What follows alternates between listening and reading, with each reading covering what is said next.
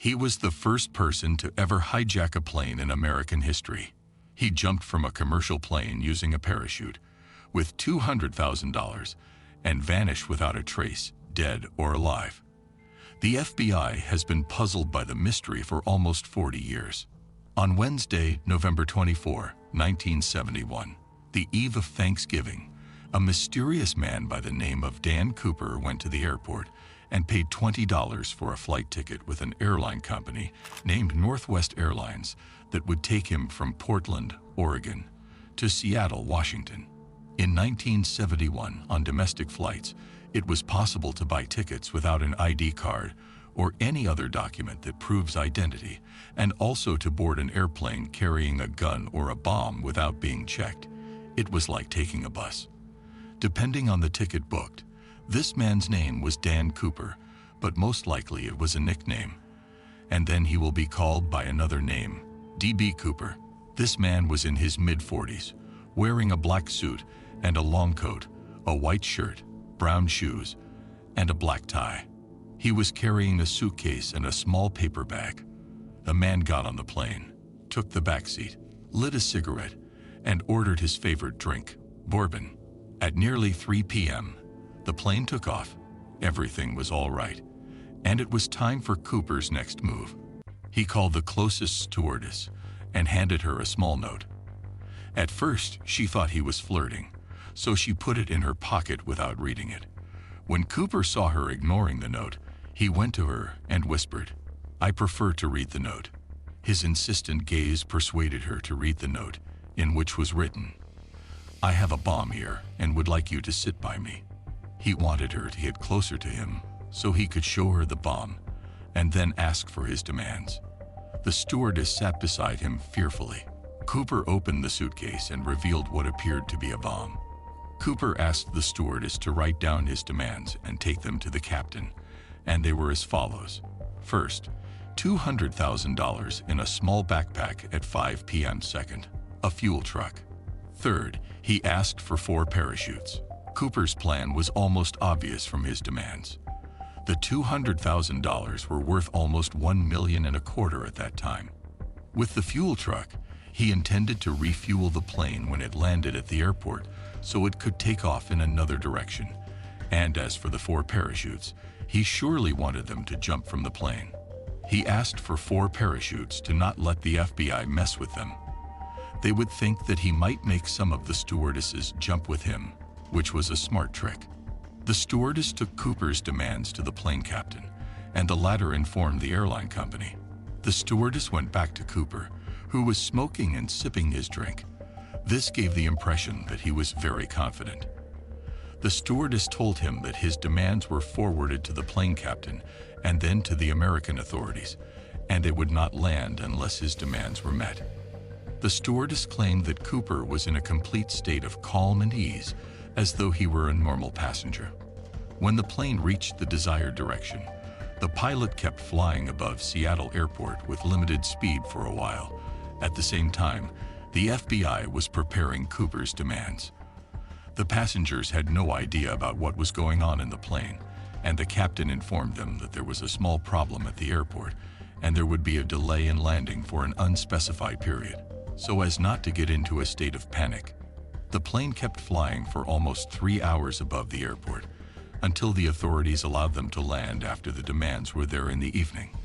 Cooper insisted that the plane land at a remote part of the airport and the windows remain closed so as to avoid being assassinated by the FBI at any moment.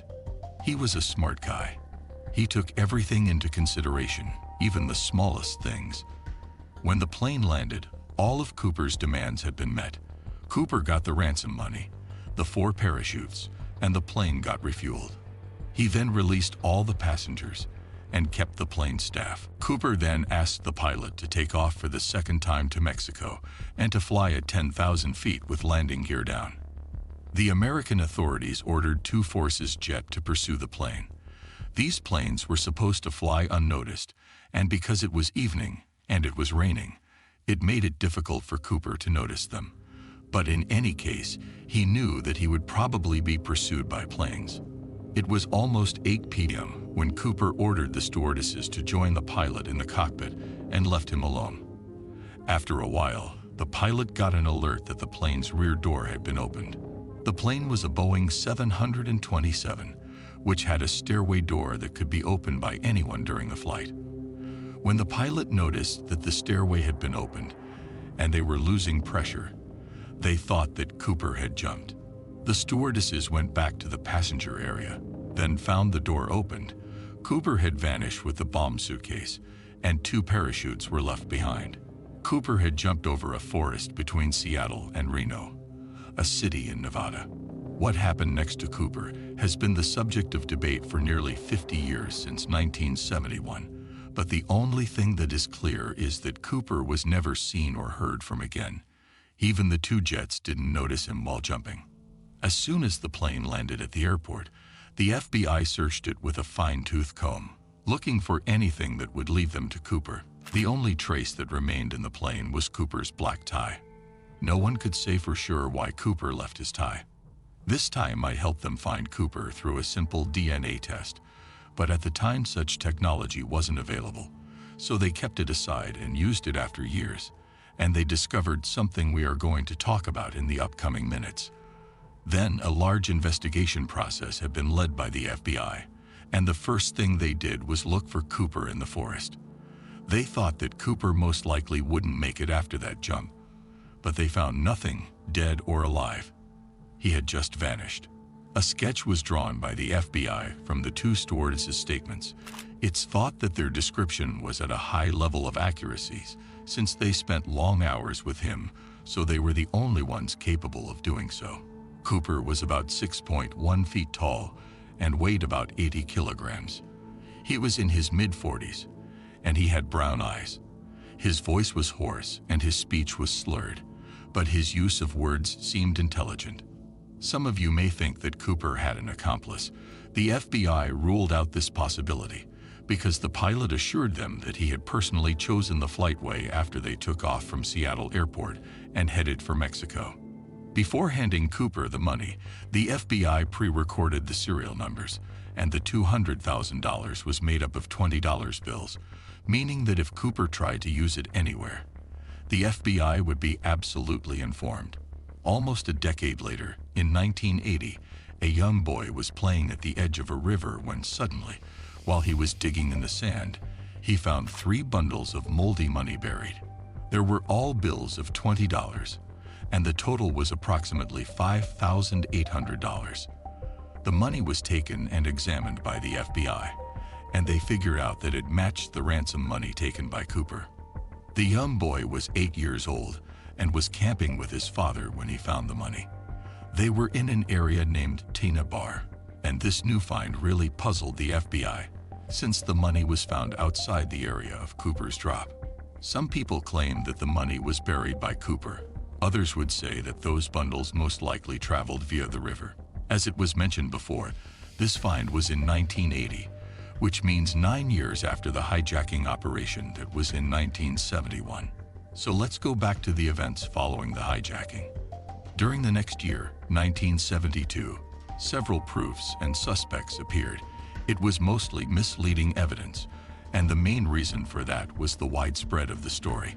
Many people sent messages to the FBI pretending to be D.B. Cooper or knowing about him. During the first 5 years of investigations, the number of suspects reached 800, but over time, the list shrank to only 24 main suspects.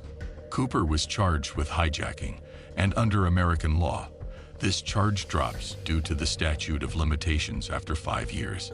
So 5 years later, a grand jury met and charged Cooper with blackmailing, which is an accusation that, under U.S. law, doesn't end with time and remains open. This means that if Cooper got arrested 50 years later, he would be issued a warrant, and until now, the authorities haven't managed to arrest him. This case remained the only FBI unsolved hijacking case. Now let's take a look at the main suspects, who were accused of being the real D.B. Cooper, but none of them were confirmed. Let's start with the first suspect. His name was Richard Floyd McCoy, and this man had several things in common with D.B. Cooper. On April 7, 1972, McCoy had already hijacked a plane, 4 months after Cooper's incident. He also chose the same plane model as Cooper, which is the Boeing 727. This man gave a note to the stewardess in which was written the same message. The only difference was the ransom money. This man demanded $5,000 instead of $200,000. McCoy had also asked for 4 parachutes and jumped from the rear stairway door. Everything was similar, but McCoy made an error. He wasn't careful enough. He left his written notes and fingerprints everywhere, so this might put him at risk. Generally, the 2 operations were almost identical, and it was clear that McCoy was just imitating and wasn't smart enough to carry out such operations. Due to the proofs left behind, the FBI managed to arrest him within 2 days. McCoy was sentenced to 45 years in prison for hijacking. There were accusations that said this was D.B. Cooper, and he repeated the operation twice, but they weren't proven. The FBI ruled out that this was D.B. Cooper because, from their point of view, despite the apparent similarity between the 2 operations, there was a big fundamental difference between them. McCoy's picture was shown to the witnesses that had interacted with D.B. Cooper, and they said no, it wasn't him. Another thing that proved McCoy wasn't D.B. Cooper is that McCoy was with his family in Utah celebrating Thanksgiving just right after the day of Cooper's hijacking. So all these facts prompted the FBI to exclude McCoy from the suspects list. As for the second suspect, whose name was Duane Weiber, this person confessed to himself and claimed to be D.B. Cooper, but on his death in 1995, 25 years after the incident, his wife, Jo Biber, said that when Duane was dying, he asked her to come close to him and he whispered, "I am Dan Cooper." His wife said that when he told her about this, she suddenly remembered many pieces of evidence that proved his last words. She stated that sometimes he used to talk while sleeping about leaving evidence in the plane as though he were scared of something. She also claimed that he had a problem with his knee, which he used to say was due to a jump. They also discovered some writings about D.B. Cooper on the edges of his books in his small library. His wife also said that he once took her to Tina Bar, the area where the money bundles were found buried in the sand. Duane also had an old flight ticket from Northwest Airlines, which is the same company to which the hijacked plane used to belong. Duane was an ex-soldier that participated in the Second World War, in which he gained experience in using parachutes. Moreover, he had a criminal record of robbery and forgery, for which he was imprisoned for 6 years. Duane's appearance was similar to Cooper's, so he might probably be the wanted person. And even after his death, some FBI officers dug in this file, but eventually, no evidence was found. The third suspect, Kenneth Christensen, had a brother named Lael Christensen. Lael watched a documentary about D.B. Cooper in 2003, and then he got convinced that his dead brother is D.B. Cooper. Actually, his brother died in 1994 because of cancer, and in his last breath, he told his brother Lael that he had a secret and then died without telling him. Kenneth's words remained in Lael's mind until he watched the documentary. Lael's thesis was based on several facts. First, Kenneth worked for Northwest Airlines. He was familiar with the planes, schedules, and many other details, so carrying out such operations would be much easier. He also was a smoker, and bourbon was his preferred drink, just like D.B. Cooper. Moreover, he bought an expensive house after a short period of the operation.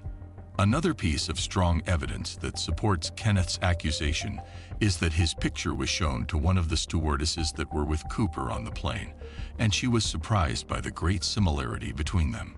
She claimed that this picture was the closest of all the others that she had seen, but in the end, she said that she couldn't confirm that that man was D.B. Cooper. Eventually, the FBI ruled out Kenneth because of his height. He was shorter than Cooper. As it was mentioned before, Kenneth was an ex-soldier and was professional in using parachutes. Cooper also jumped from the plane by parachute, so this might be conclusive evidence against Kenneth. However, the FBI got convinced that Kenneth wasn't D.B. Cooper, since the latter used the worst parachute of all 4 to jump. And if Kenneth was really D.B. Cooper, he would have used the best one of the parachutes. The fourth and last suspect, whose name is Robert Rackstro, is still alive. He was a helicopter pilot. He participated in Vietnam's war, and he had training in explosives and parachutes. A short time before the incident, he got fired from the Army because of his lies and behaviors. He had a reason to carry out such operations, since he was jobless and wanted to take revenge. And even when he was asked by journalists and authors if he were D.B. Cooper, he would say, maybe, who knows. He made provocative declarations. In one of the documentaries, he said that he is one of the few that is able to close this case. Eventually, the FBI couldn't prove the accusation against him, and they closed his file and the investigation officially in 2016. 4 suspects have been introduced so far, and as I cited before, there were plenty of suspects, but these 4 were the closest. Let us now move on to a thesis that was claimed by one of the high-ranking FBI officers, whose name is Larry Carr. This officer stated that D.B. Cooper didn't make it when he jumped. At first, the FBI thought that Cooper was a professional paratrooper, but in reality, it turned out the opposite because he chose the worst type of parachutes they gave him.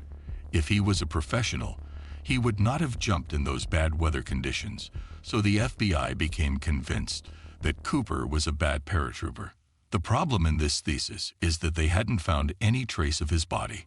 How could he vanish without leaving any trace, despite the fact that the FBI calmed the drop zone?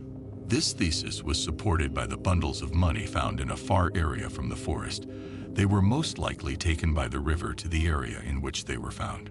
The question is why there was no trace of the money that Cooper took but those 3 bundles, and it hadn't been used before anywhere else, and had never been found. The probable answer is that these 3 bundles were in the suitcase, and they coincidentally got out of it at that edge of the river, and the suitcase kept floating. It was a large river that passed through the forest where Cooper jumped. Previously, we stated that Cooper chose the worst type of parachutes. He chose the uncontrollable one. As soon as it is opened, the wind decides your destiny. Most likely, Cooper didn't manage to take control of the parachute. He fell down the river, drowned, and then the river pulled him along with the suitcase and everything he had. This would prove the fact that the FBI wasn't able to find any trace of Cooper despite their intense search and calming of the area. This river used to flow into a larger river called the Columbia River, and the latter used to flow in the Pacific Ocean, meaning Cooper's body, and all that he had, it's very likely that it's currently at the bottom of the Pacific Ocean. Personally, I think this theory is the most correct, and it explains everything that happened to Cooper. Before ending, do you still remember Cooper's tie that was left on the plane? After the DNA was discovered, they examined it and discovered rare chemicals on it that are only utilized in the factories of Boeing, the manufacturer of the plane hijacked by Cooper. This may be an indication that Cooper was a Boeing worker, but on the whole, this did not lead to any conclusive evidence proving D.B. Cooper's real identity. Finally, the FBI lost hope and officially closed the case in 2016, which means that Cooper's disappearance will remain to be a very puzzling and mysterious story.